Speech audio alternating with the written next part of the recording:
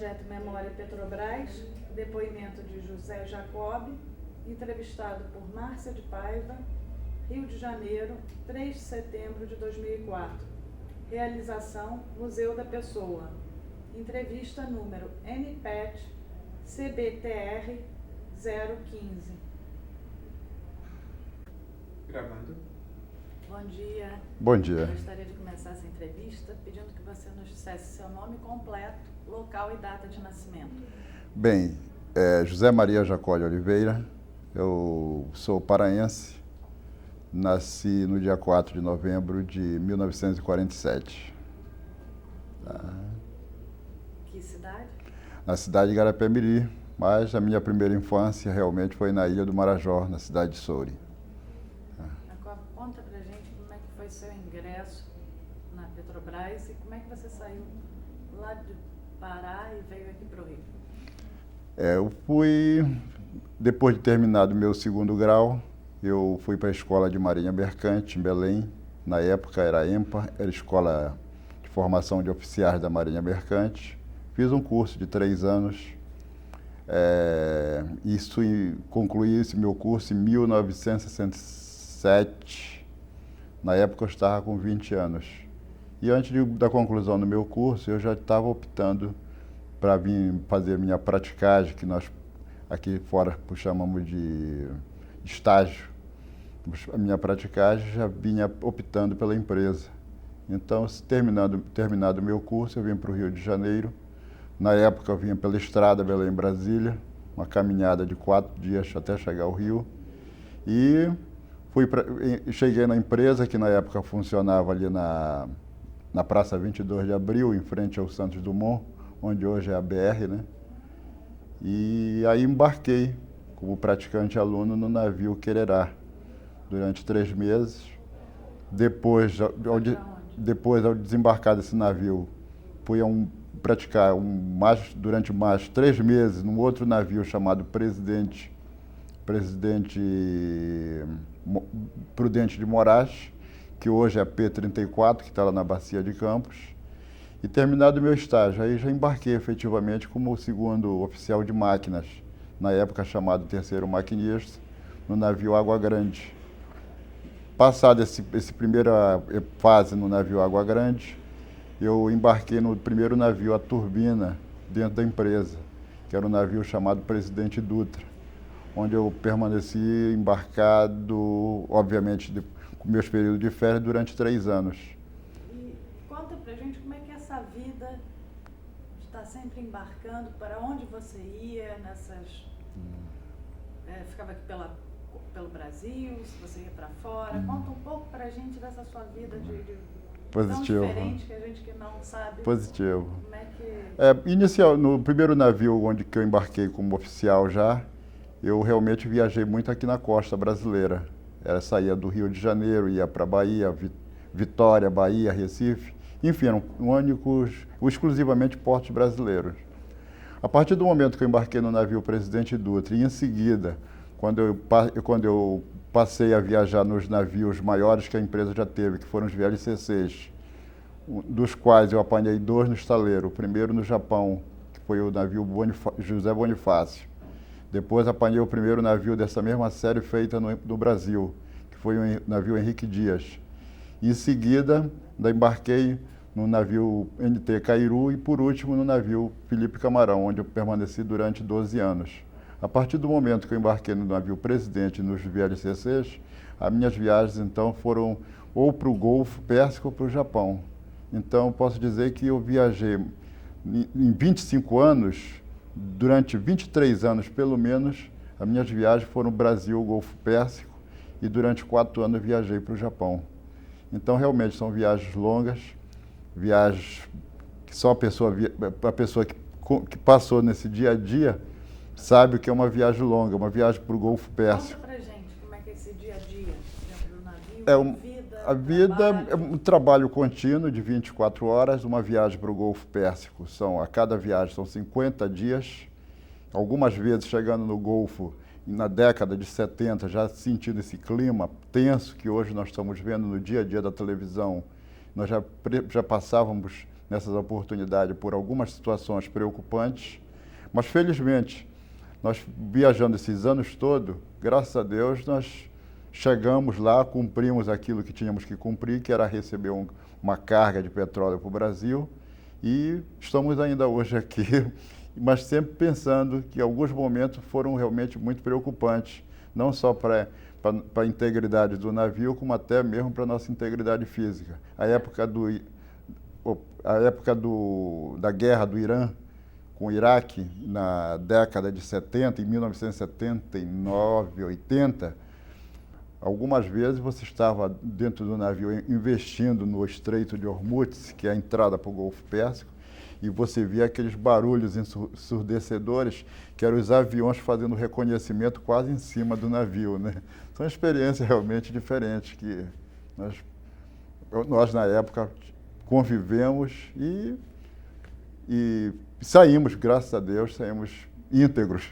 Então a tripulação toda sentia esse medo, não era só você como um oficial que era mais bem informado, era nítido.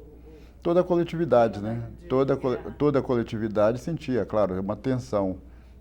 Durante muitos e muitos anos nós íamos ao Golfo Pérsico e pelo fato de não haver uma segurança para estrangeiro nos lugares que nós íamos, nós jamais íamos em terra. Então nós saíamos do Brasil como se saíssemos hoje, e daqui a 49, 50 dias é que nós voltaríamos a pisar em terra, ou seja, quando nós voltávamos novamente para o Brasil. Nem lá vocês decidiram? Não íamos realmente por isso, por falta de segurança, que as autoridades locais nos diziam, que não garantiu a nossa integridade, então era preferível nós ficarmos dentro do navio mesmo. E aí, como é que é passar 50 dias no navio? Como é que é a diversão? Tem um momento da diversão? O que vocês fazem? Conta um pouco pra gente. Bem, a nossa... Tem curiosidade de saber dessa vida? A pessoa que se dedica, que se integra à vida do mar, ela realmente, no nosso dia a dia, principalmente numa viagem para o Golfo Pérsico, é uma viagem que o dia a dia nosso é muito voltado para nossas ocupações, para nossa responsabilidade. No meu caso, com um dos colegas que trabalham em máquinas, o nosso grande compromisso é manter o equipamento funcionando de uma forma segura, realmente segura, para que nós pudéssemos sempre cumprir o nosso objetivo na ida no Golfo, que era receber, obviamente, um carregamento, como eu acabei de mencionar há pouco. Agora, além do nosso horário de serviço, temos horas de lazer, os navios são equipados com academia, ginásio, salões de jogos, biblioteca, isso na hora de lazer. Além disso, tem a parte natural de refeição e o descanso de um tripulante. E então, o nosso dia a dia, vira uma bola de neve em função dessa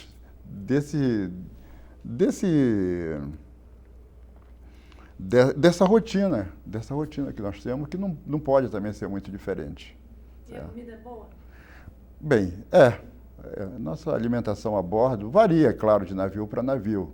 Nós temos realmente alguns casos que não poderíamos dizer tão boa, mas na maioria dos casos, eu, por exemplo, acho que todos os navios que eu estive, eu não posso dizer que eu tive no dia a dia essa questão alimentar como um problema. Não, nada, absoluto. E a saudade de... Bem, isso aí é uma outra coisa, que só nós que vivemos no mar sabemos o que é que representa saudade em alguns momentos, depressão e em alguns momentos solidão. Mas o ponto gratificante é no nosso retorno. Quando chegamos em casa, sempre tem alguém esperando a gente. Conta um pouco mais desse dia a dia, assim. Você vai, checa as máquinas, como é que é o trabalho? Bem, a bordo para o pessoal de máquina, nós temos a atividade básica. Nossa seria a operação de equipamentos. Manter uma operação realmente confiável dos nossos equipamentos. Agora, além da operação, nós nos preocupamos muito em cumprir um programa de manutenção, que todo navio, em todos os navios é estabelecido, é implantado um programa de manutenção. E a partir do momento que nós conseguimos, que nós mantemos em dia essa nossa programação de manutenção, com certeza absoluta, o grau digamos assim, o grau de confiabilidade nos nossos equipamentos, eu posso, sinceramente, não sei se estou exagerando, mas posso dizer que é total. Nós viajamos durante muitos e muitos anos, como comentando para vocês, são viagens longas, sem os mínimos recursos, e jamais nós chegamos tivemos situações do navio parar, o navio ficar à deriva, ou seja, ficar ao sabor das ondas, porque os equipamentos falharam e nós não tínhamos condição de resolver. Não, isso jamais aconteceu. Agora, é preciso que o homem responsável, o homem que está designado para aquela função, ele tenha consciência dessa responsabilidade, da sua responsabilidade, não só na parte operacional, como na parte de manutenção efetiva e profissional do seu equipamento. Que com certeza ele vai aonde for necessário e volta novamente para casa com toda a segurança. Isso aí. Conta um pouco mais da sua trajetória, então, dentro da empresa. E agora... Certo. E eu cheguei, então, como eu comentei de início, eu cheguei como praticante aluno, depois embarquei como segundo oficial de máquina nesse primeiro navio chamado Água Grande. Saindo de lá, fui ao navio Presidente Dutra ainda como segundo oficial de máquinas. Fui para o Japão nesse mesmo navio para uma operação de jumborização do navio, ou seja, ampliação de capacidade nos taleiros japoneses em 1900. Jumborização. O navio tinha uma determinada capacidade, sofreu um processo no Japão de corte, foi encaixado determinados componentes novos, o navio saiu com a sua capacidade de carga aumentada.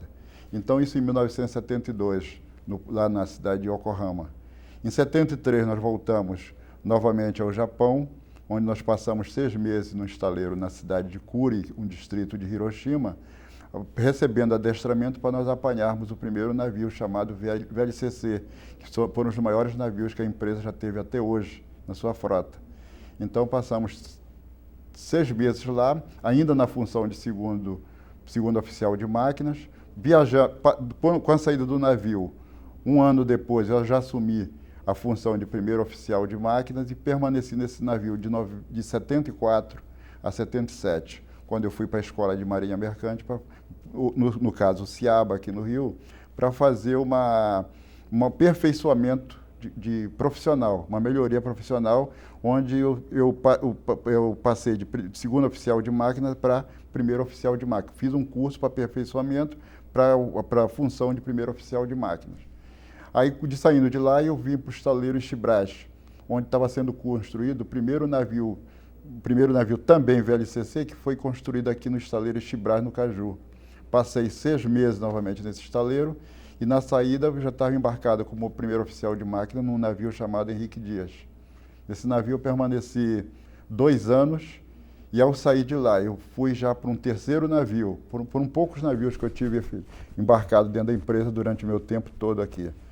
Então fui para um navio chamado NT Cairu, que hoje está na Bacia de Campos com o nome de P-32. O Henrique Dias, do anterior, hoje é o P-33 na Bacia de Campos. Então, no Cairu, eu já fui para lá numa outra função, já como chefe de máquinas.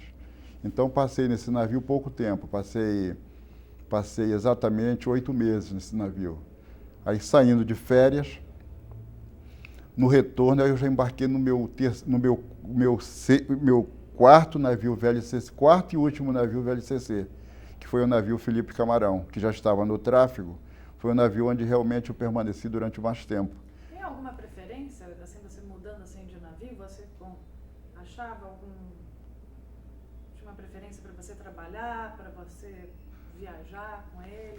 Teve algum que você preferiu? Não, eu tive efetivamente esse navio, mas para mim, particularmente, eu não podia nem dizer que tinha diferenças.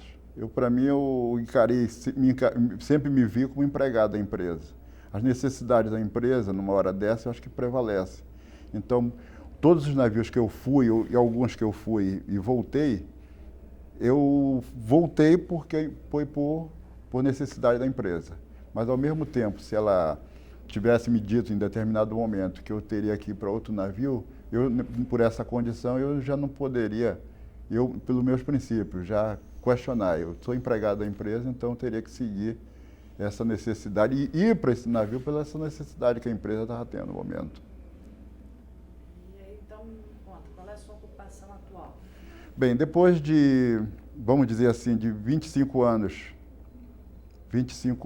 e 8 meses dentro da empresa, eu me aposentei em 1994, certo? Volto a repetir, foi a única empresa onde eu viajei, a única empresa onde realmente eu trabalhei durante a minha vida. Em 1994 eu me aposentei, em seguida estava sendo criado dentro aqui da área técnica da empresa um grupo para trabalhar na área de vapor, envolvendo vapor, que eu me refiro é equipamentos que trabalham com vapor, no caso, como caldeira, fonte geradora, turbinas, geradores, etc. Então, estava sendo criado um grupo para prestar apoio no dia a dia aqui da empresa, e no momento que eu me aposentei, eu recebi um convite para saber se eu aceitaria participar desse grupo. Então, depois de me aposentado, passei algum tempo em casa, e no retorno eu entrei e até hoje estou participando. Já estou mais ou menos há 10 anos nesse grupo de apoio aqui nessa área aqui. Então você voltou no mesmo ano para trabalhar? Voltei, eu passei não na deu nem verdade. para esquentar a cadeira? Não deu. Eu passei na verdade só 3 meses em casa. Depois eu voltei em junho de 94 eu voltei. Julho, agosto, até. Já estou com 10 anos e 3 meses aqui dentro. Conta um pouco assim pra gente, uma história marcante que tenha desses anos todos, tenha te deixado alguma marca que você gostaria de deixar registrado. Bem, até isso aí eu fiquei pensando um pouco o que eu poderia comentar. Foram muitos fatos que nós tivemos durante a vida. Não posso dizer que não tive fatos aí que me marcassem, tivemos vários. Mas eu posso dizer sinceramente, o fato que sempre me marcou, nessas viagens longas que nós fazíamos, parece repetitivo, não é uma coisa, não é uma colocação assim, não é uma coisa assim feita no momento, mas uma coisa sempre que me foi gratificante, era sempre nessas grandes travessias que nós fazíamos para o Golfo, por exemplo. Era cada vez que nós chegávamos no Golfo para completar um carregamento, e nós chegávamos bem. E no retorno, depois, quando nós chegávamos no Brasil, o navio também está bem para operar. Então, isso sempre é uma satisfação para a gente. A gente vê que chegamos, completamos aquela carga, chegamos e sempre sem anormalidade, sem problemas, mas sempre preocupado, que a próxima viagem sempre vai ser uma nova aventura, uma nova missão, e para ver se nós chegamos lá com esse mesmo pique, com essa mesma satisfação.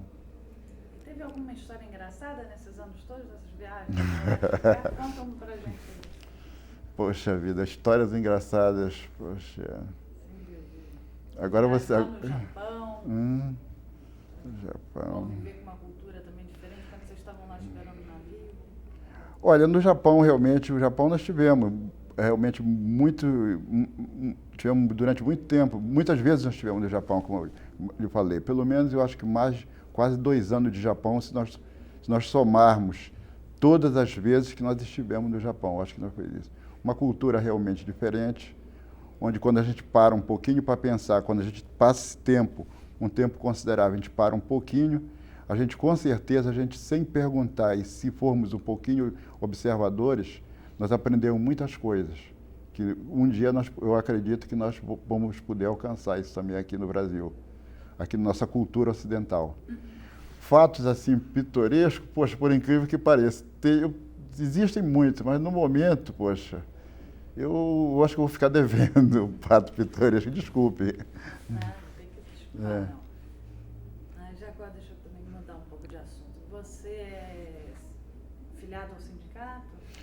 Já fui filiado ao Sindicato dos Marítimos. No Marítimo, eu entrei em 1968, e saí no momento que eu me aposentei. Isso aí eu fui sindicalizado durante o tempo todo.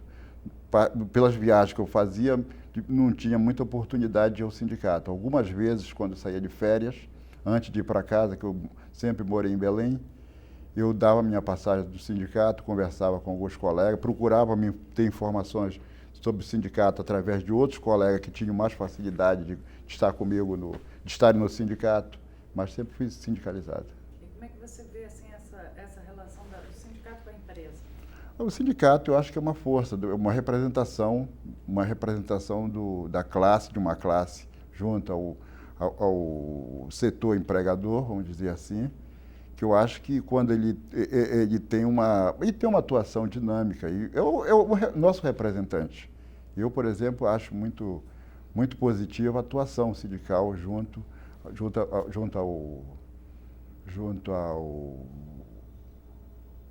ao empregador em si, vamos dizer assim, né? Eu vejo de uma forma positiva. Você destacaria alguma das lutas assim, do sindicato? As reivindicações pelo lado social, muitas vezes nós nos preocupamos somente por um lado, quando se fala em sindicato, mas muitas melhorias pelo lado social que nós tivemos ao longo do tempo, aqui no nosso dia a dia, nós que viajamos, foram conseguidas através de intervenções, de diálogo, enfim, de uma força sindical junto à empresa. Nós tivemos várias e ao longo do tempo estamos sempre tendo algumas melhorias exatamente pela atuação sindical, que obviamente está sempre nos representando, né? Jacob, você gostaria de deixar alguma outra história registrada, destacar algum outro fato? Poxa, o que é que eu poderia dizer? Eu poderia dizer só o seguinte, que eu poderia dizer, poxa, hoje estou aqui, nesse momento, realmente uma surpresa, e dizer que, poxa, passados esses 30 e poucos anos, desde 67, realmente foi bom eu ter tido essa minha vida dentro da empresa, não tenho mínimo, eu tenho orgulho de ter feito o que eu fiz, certo? Não posso dizer nada contra a empresa. A empresa, para mim, é a empresa. E o que você achou dessa iniciativa da Petrobras fazer esse projeto Memória? E se você gostou de ter participado? Com certeza, gostei e foi uma oportunidade boa, não só para mim, como eu sei de uma série de colegas que ou já vieram ou estão vindo aqui, que com certeza sempre tem alguma coisa para colocar, para expor, para mostrar. E uma iniciativa boa. Eu acho que uma determinada época eu até ouvi alguém comentando, quando se vê falar em Museu de Imagem de Som, isso, comentários sobre outras instituições, e alguns colegas até, poxa, aqui nós nunca vimos um trabalho dessa natureza. E agora aconteceu, está acontecendo. Tá? Eu queria agradecer a sua participação. Foi muito bom ter você aqui. Obrigado mesmo.